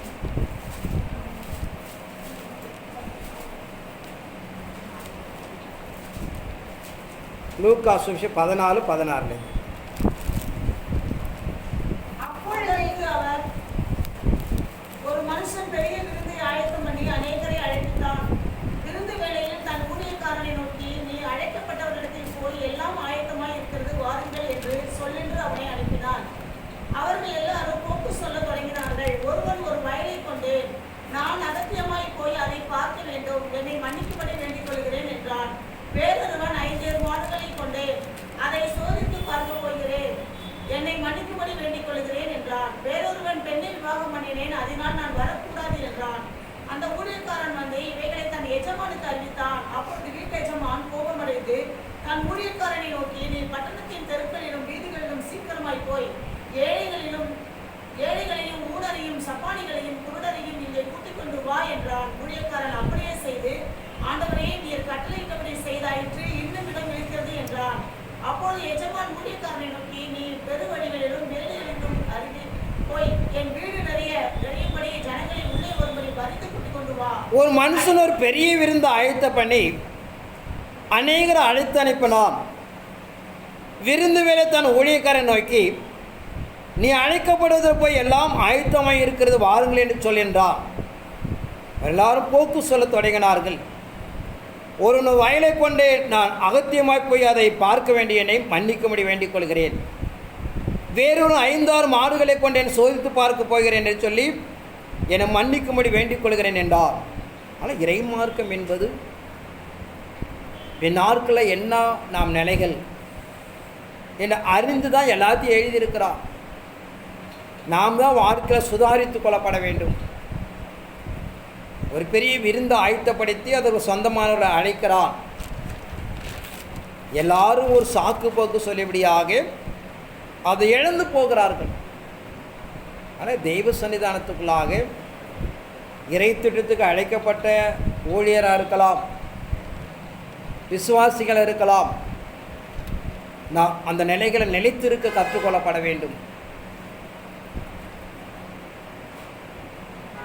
இதெல்லாம் நம்முடைய ஊழியங்கள் எல்லாம் நாட்கள் நாம் யோசிக்கிறோம். தேவை திட்டத்தை துவங்குறதுக்குள்ளே எத்தனை பேர் என்னோட கூட இருப்பாங்கன்னே தெரியல. ஆனால் இறைமாருக்கு நம்ம நடைமுறைப்படுத்துகிற பிரகாரம் நம்முடைய பிரயாசங்களை உழைப்பெல்லாம் வீணாக போயிடக்கூடாது என்பதை நாம் அதை சொல்லுகிறோம். நாம் எந்த அளவுக்கு தெய்வ சன்னிதானத்துக்குள்ளாக காத்து கொள்ளுகிறோமோ அதுவே நமக்கு நடைமுறைப்படுத்தின விஷயம் என்று பார்க்கிறோம். ஆனால் நாம் ஒரு வயலை கொண்டேன், இந்த பூமிக்குற மண்ணாசையை பின்பற்றி அவர் அதை இழந்து போகிறார்கள் என்று பார்க்கிறோம். நான் 5-6 ஏர் மாடுகளை வைத்திருக்கிறேன், அதை சோதித்து பார்க்க போகிறேன் என்று பொருளாசுகளை விழுதடை. இப்படி ஒவ்வொரு நிலைகளை நீங்கள் பார்த்தீங்கன்னா கடைசி காலம் சாத்தான் தந்திர விதமாக தெய்வ திட்டத்தை நிறைவேற்றி கொடுக்க முடியாமல் தடுக்கக்கூடியவன். அதனால் தேவனுடைய ராஜ்யத்தை தெய்வ சமுதாயம் தேடிக்கொண்டால் நிச்சயமாக நம்மை காப்பாற்றி கொள்ளலாம். அதான் காலத்தின் கடைசியில் அப்படியாக எந்த ஒரு காரியங்கள் செய்தாலும் தேவனை கேட்டு விசாரித்து நடைமுறைப்படுத்தி நாம் கடந்து போகும்போது நமக்கு ஒரு பாதுகாப்புக்குரிய வாழ்க்கை. அப்படி இல்லாமல் நம்ம சூழ்நிலை வைத்து நீங்கள் கடந்து போனீங்கன்னா வாழ்க்கையில் என்ன நடக்குன்னு நமக்கு தெரியாது. ஆனால் இறை சமூகத்துக்குள்ளாக இறைமார்க்கு நம்ம நடைமுறைப்படுத்துகிற பிரகாரம் ஒவ்வொரு மனிதனும் ஒரு சாக்கை பயன்படுத்தி அவர் அழைக்கப்பட அழைப்பு, அவர் கொடுக்கப்பட்ட நிலை எழுந்து பார்த்தீங்கன்னா தெருகளிலும் வீதிகளிலும் காணப்பட்ட மனிதரை அழைத்து கொண்டு வந்து அதை நிறைவேற்றி கொடுக்கிறார். அந்த எஜமான் தான் பந்தி ஆயத்தப்படுத்தி தான் ஆகணும், அதை போய் படுத்தாமல் இருக்க முடியாது. ஆனால் இறைமார்க்கு நடைமுறைப்படுத்த காத்து கொள்ளப்பட வேண்டும். ஆனால் உலகத்துடைய கிரைகளுக்கு இப்படியாக நான் ஒருபோதும் கட்டுப்படக்கூடாது. அதிலேருந்து ஒரு விதிவிலக்காக நாம் தேவ சமூகத்துக்குள்ளாக தன்னை உருவாக்கி கொள்ளப்பட வேண்டும் என்று இறைமார்க்கம் சொல்கிறது. 1 கொரிந்தியர் 5ஆம் அதிகாரம் 1 வாசிப்போம்.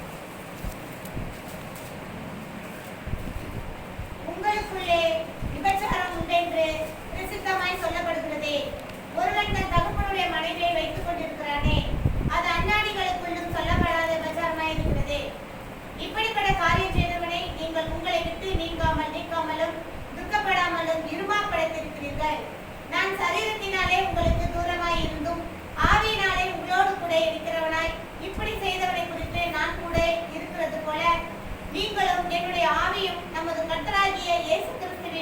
அதிகாரத்தோட கூடி வந்திருக்கையில் அப்படிப்பட்டவனுடைய ஆவி கர்த்தராகிய இயேசு கிறிஸ்துவின் நாளிலே ரட்சிப்பும்படி மாம்சத்தின் அழிவுக்காக நம்முடைய கர்த்தராகிய இயேசு கிறிஸ்துவின் நாமத்தினாலே அவனை சாத்தானுக்கு ஒப்புக்கொடுக்க வேண்டும் என்று தீர்ப்பு செய்கிறேன். இந்த இறைமார்க்க நாம் நடைமுறைப்படுத்துகிற பிரகாரம் கொரிந்தியர் சபைக்குள்ளாக அப்போஸ் பவுல் சில விஷயங்களை கேள்விப்பட்டு ஒரு தாறுமாறான நிலை என்று சொல்லி அங்கே சபைக்கு அவர் இந்த நிருபங்களை எழுதுகிறார். இப்படிப்படும் மனிதன் எப்படியாக கிறிஸ்துவின் நாட்கள் வெளிப்படுவதற்காக அவன் மாம்சத்தை சாத்தானுக்கு ஒப்புவிக்கிறேன் என்று சொல்லுகிறார். ஆனால் இறைமார்க்கு நடைமுறைப்படுத்துகிற ஆமோஸ் 2:7 அதுவும் அங்கே சொல்லியிருக்கிறார். ஏறத்தாழ ஒரு 21 மகான்கள் வேதத்தில் மாத்திரம் இருக்குது இப்படிப்பட்ட காரியங்கள் விழுந்து போனவர்கள். அதில் தேவ சமூகம் நடைமுறைப்படுத்துகிற பிரகாரம் இத்தனை எவ்வளோ பேர் எழுதாமல் இருந்திருக்கலாம். ஆனால் மார்க்கு நமக்கு நடைமுறைப்படுத்துகிற பிரகாரம் நாம் ஆவிக்கிற வாழ்க்கைப்படியாக ஒரு சுடருட்டு எரிகிற விளக்கணம் காத்து கொள்ளப்பட வேண்டும். ஏன்னா வேதம் நமக்கு நடைமுறைப்படுத்துகிற பிரகாரம் வெளிப்படுத்திய விஷயம் சொல்லுகிறார். கடைசி காலத்தில் அந்த பூமி என்பது மகா பாபிலோன் வேசு நகரமாக மாறும் சொல்லி அதில் இறைமார்க்கு நடைமுறைப்படுத்துகிற சத்துரா சாத்தான் தேவனுக்கும் மனிதனுக்கு உறவாக்கான சரீரத்தபடியாக அவன் அசூசப்படுத்திக் கொள்கிறான், அது கெடுத்து போடுகிறான் என்பதெல்லாம் அறிந்து கொள்ளப்பட வேண்டும். ஏன்னா சரீரத்துக்கு புறம்பாக இருக்கிற எந்த ஒரு பாவமும் தேவனுக்கு நமக்குள்ள ஐக்கியத்தை மாற்றாது. ஒரு இடைவெளி வேணால் இருக்கலாம். ஒரு 4 பொய் சொல்லிட்டீங்கன்னா கடவுளுக்கு நமக்கும் வெளிப்பாடுகள் அவர் சத்தத்தை கேட்கறது வேணால் நிறுத்தப்படும். கடவுளும் நம்ம ஐக்கியம் முடியாது. ஆனால் நம்ம மாம்சத்தில் பண்ணும்போது நம்ம கடவுளுக்கு ஒரு கேப் உண்டாயிடும். ஆனால் இறைமார்க்கு நடைமுறைப்படுத்துகிற பிரகாரம் தெய்வ சன்னிதானத்துக்குள்ளாக சத்ருவா சாத்தான் மிகுதியாக பயன்படுத்தக்கூடிய ஒரு பெரிய ஆயுதமாக எடுத்துக்கொள்கிறார். ஆனால் தெய்வ சமூகத்தை நாம் நடைமுறைப்படுத்துகிற பிரகாரம் அநேக மனிதர்களை சாத்தான் நயவஞ்சகமாக வீழ்த்துபடியாக அவன் தெய்வ திட்டத்தை இழக்க செய்கிறான் என்று பார்க்கிறோம். ஆனால் நாம் கடைசி காலத்தில் காணப்படுவனாலே வேதத்தை நல்லா ஆராயப்பட வேண்டும். கடைசியாக பயன்பெற 2 விஷயத்தை எடுத்துக்கிறார். ஒன்று பொருளாசை, ஒன்று மாம்ச சிந்தை. இது 2 பயன்படுத்தி தான் சாத்தான் கடைசி காலத்தபடியாக இந்த பூமியை வஞ்சிக்க போகிறான். ஆனால் நீங்கள் தெளிந்த புத்திரர்களாக இருந்து இரவும் போல தேவனை தேடி நாம் இப்படிப்பட்ட சாத்தாண்டி கிரிகள் எல்லாம் விலைக்கு கொள்ளப்பட வேண்டும். ஆனால் நம் இறை சமூகத்தில் நாம் தன்னை நிலைப்படுத்த கற்றுக்கொள்ளப்பட வேண்டும். ஏன்னா காலத்தின் கடைசியில் இருப்பதனாலே சத்திர சாத்தான் தெய்வ திட்டத்தை நிறைவேற்றி கொடுக்க முடியாமல் அவன் பலமாக போராடக்கூடிய விஷயங்கள். ஆதியாகமம் 2ஆம் அதிகாரம் 15-16 வாசிப்போம்.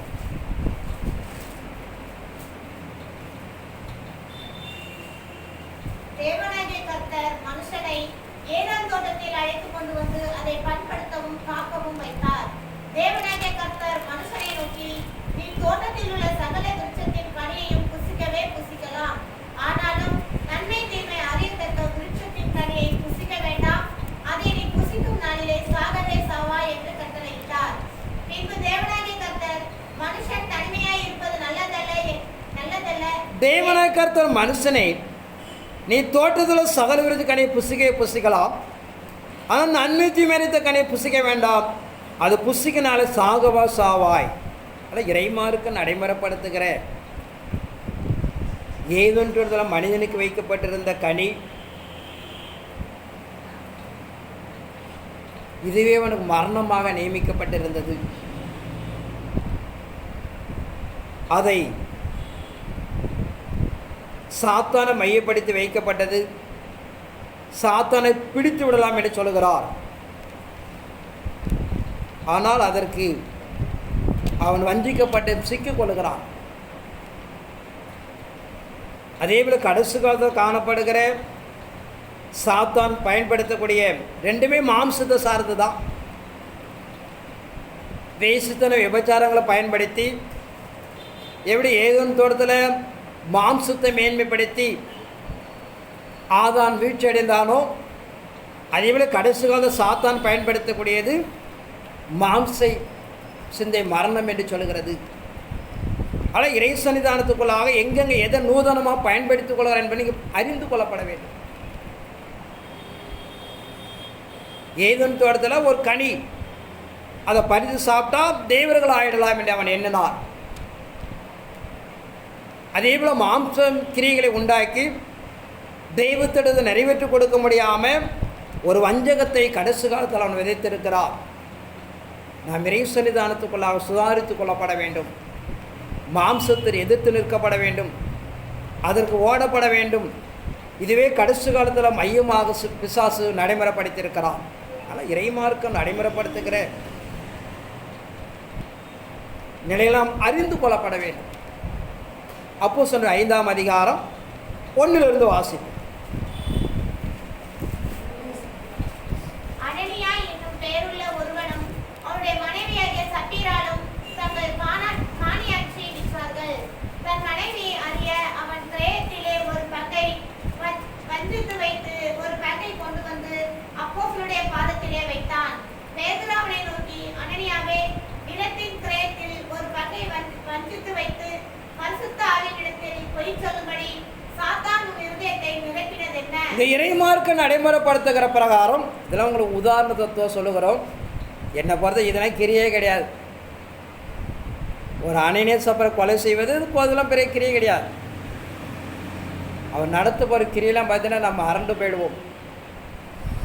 இஸ்ரவேல் ஜனங்கள் மோசே வழி நடத்தப்படும் போது தன்னை எதிர்த்துள்ளபடியாக வலு சிற்பத்தை அனுப்பி கொன்றா, பூமியை பொலந்து உயிரோடு பாதாளத்துக்கு இறக்கினார்.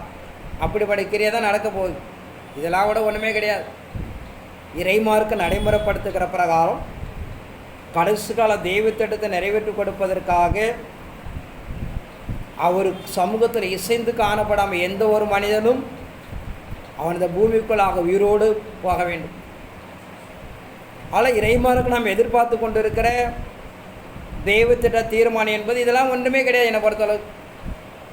அதனால் காலங்களும் சமயங்களும் நாம் எல்லாம் அறிந்து கொள்ளப்பட வேண்டும். இறை தீர்மானமோ தெய்வத்திட்டத்தை அவர் நிலைப்படுத்த போகிற அங்கே ஒப்பிடுகிறாங்க. 11ஆம் அதிகாரத்தில் பார்க்கிறோம். வானத்தில் அக்கினி இறப்பதற்கும் தேசத்தில் மழை பெய்யாதபடிக்கும் தேசத்தில் அவர் என்ன வேண்டிக் கொள்கிறார்களோ அது நடைமுறைப்படுத்த போகிறது. ஆனால் இப்படிப்பட்ட அப்போஸ்தலர் நடுவில் காணப்படுற ஊழியமெல்லாம் ஒரு விதைப்பின் ஊழியம்தான். இதுவே இப்படி காணப்படுதுன்னு சொன்னால் கடைசிகள் ஊழியம் நாம் அறிந்து கொள்ளப்பட வேண்டும். இறைமார்க்கை இறை சன்னிதான பூர்ண நிலை அடைந்து கொள்வதற்காக தான் முழு பலத்தையும் தேவன் பயன்படுத்த போகிறார். ஆனால் நீங்கள் இப்போ கடந்து போகிற காலம்லாம் ஒன்றுமே கிடையாது. இதெல்லாம் ஒரு சாதாரண காலம்தான். கிருபையின் காலம் என்பதனாலே கடவுள் தான் காணாதது போல எதிர்பார்த்து கொண்டு இருக்கிறார். ஒரு பலமுள்ள காலத்தை நாம் எதிர்கொண்டு இருப்பதனாலே நான் பாவம் செய்தால் உயிரோடு இந்த பூமிக்குள்ளாக போயிடுவோம், நேரடியாக பாதாளத்துக்கு போயிடுவோம். அப்படிப்பட்ட காலத்தை தான் தேவன் தீர்மானித்து வைத்திருக்க. அந்த காலத்தை நாம் கடந்து போக போகிறோம்.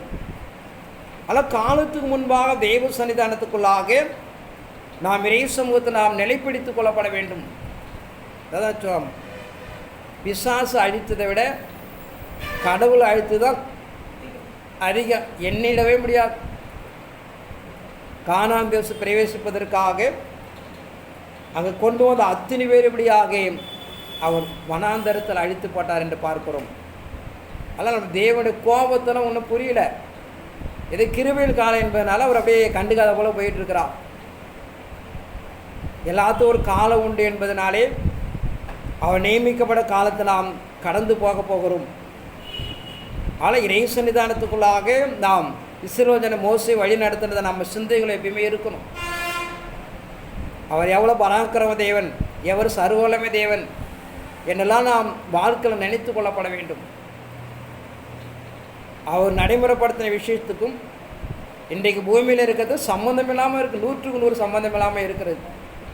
அதில் மீண்டும் தான் கானான் தேசம் பிரவேசிப்பது போல ஏசாயா 11:12 சொல்லுகிற பிரகாரம் 2ஆம் விஷயம் ஒரு கொடியை ஏற்றி ஒரு வழிநடத்தல் நடைமுறைப்படுத்தி தான் சொந்த ஜனத்தை அவர் பாதுகாத்து கொள்ளப் போகிறார். இப்படிப்பட்ட நியமனம் இருப்பதனாலே இறைமார்க்கம் ஒரு எதிர்காலத்தில் நாம் இப்படி சந்திக்க போவதனாலே நம்முடைய நிலைகள் என்ன நிச்சயமாக நாம் தெளிவடைந்து கொள்ளப்பட வேண்டும். இது கிருபையின் காலம் என்பதனாலே நம்மை செய்கிற பாவங்களுக்கெல்லாம் இரக்கம் செய்து நீங்கள் அதை அறிக்கை செய்து மனம் திரும்பி தான் தேவனுக்கு காத்து கொள்வதற்காக தான் இந்த காலத்தை நீங்கள் நிலைப்படுத்தினா எஸ்ஐக்கள் 9 சொல்லுகிற பிரகாரம் பாலகன் என்றும் முதியர் என்றும் வயது என்று பாராமல் ஒருவனும் விடாத, எல்லாரும் கொன்று போடு. அவர் சொல்கிற ஆண்டவர் என்று சொன்ன பிரகாரம் நான் செய்து சாந்தியாக்கி விட்டேன் உன் இருதயத்தை என்று சொல்லி. ஆனால் இறை சன்னிதானத்துக்குள்ளாக கொடுக்கப்பட்ட காலத்தை புரிந்து கொள்ளப்பட வேண்டும். காலத்தை பயன்படுத்தி நாம் வாழ்க்கையில் தேவனுக்கு பிரியமான எல்லா காரியங்களும் மாற்றிக்கொள்ளப்பட வேண்டும். நீங்கள் அப்படி நிலைப்படுத்திக் கொள்ளாமல் தேவனுக்கு கூட தெரியாது நீங்கள் நினைத்தீங்கன்னா நாம் குற்றவாளி, நாம் நிறைய அடுக்கிக் கொண்டே போகலாம். அதில் இறைமாருக்கு நம்ம நடைமுறைப்படுத்துகிற பிரகாரம்